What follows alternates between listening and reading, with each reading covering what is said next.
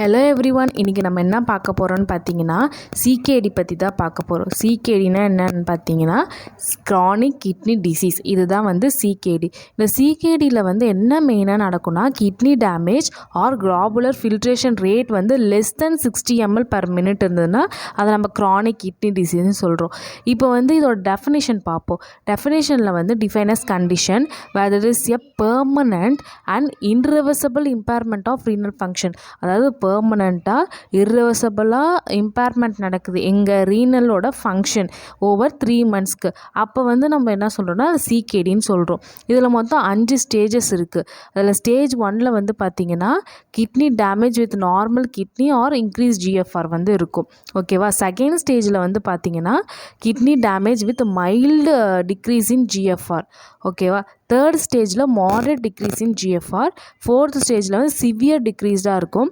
Fifth ஸ்டேஜில் kidney failure இருக்கும். அந்த ஃபிஃப்த் ஸ்டேஜில் ஒன்று டயாலிசிஸ் பண்ணணும், இல்லைனா கிட்னி ரீப்ளேஸ்மெண்ட் பண்ணால் தான் அவங்களால சர்வைவ் பண்ண முடியும்.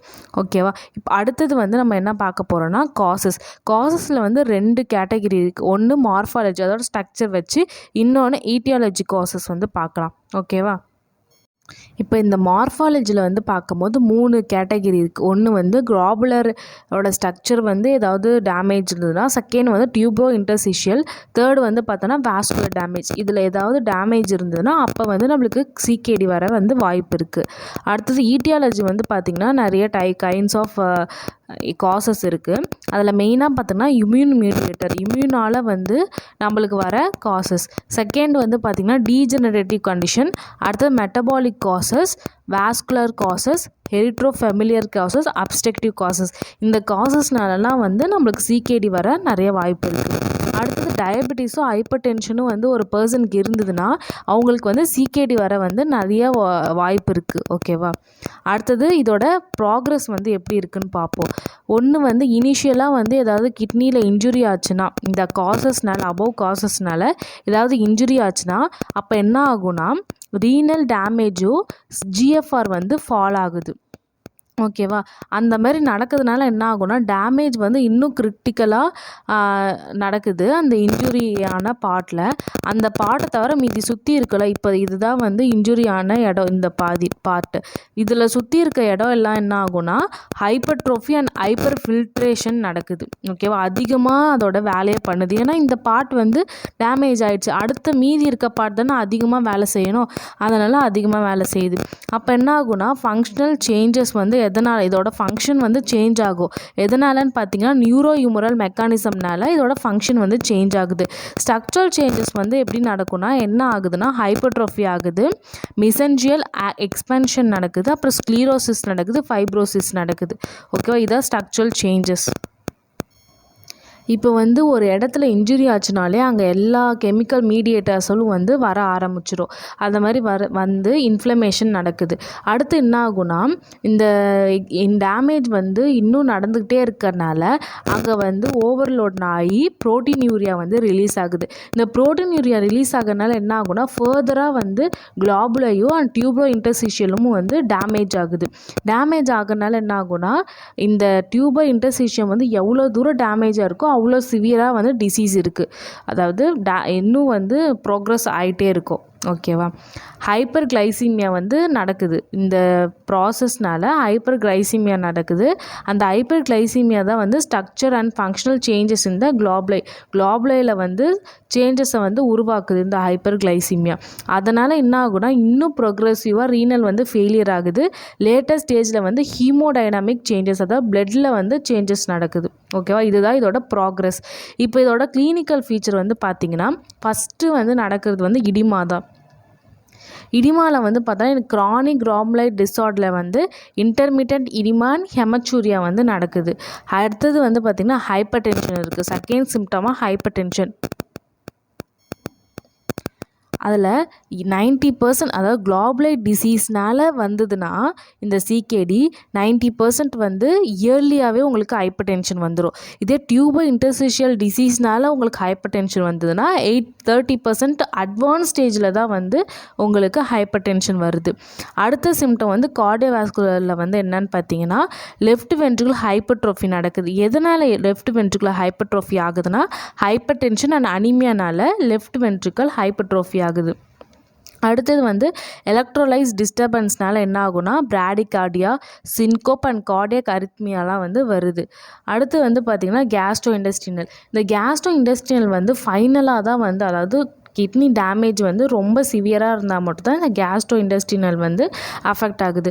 என்ன சிம்டம்ஸ்லாம் இருக்குன்னு பார்த்தீங்கன்னா anorexia, nausea, vomiting, dyspeptic constipation, diarrhoea, அப்புறம் யூரிமிக் ஸ்டொமடைட்டிஸ் இதெல்லாம் வந்து காமனாக வருது. அப்புறம் நியூரோ சைக்காட்ரிக்கில் வந்து பார்த்திங்கன்னா நியூரோவில் வந்து paraesthesia, sensory or motor peripheral neuropathy வருது, ரெஸ்ட்லெஸ் லெக் சிண்ட்ரோம், பிளாடர் டிஸ்ஃபங்க்ஷன்லாம் வருது.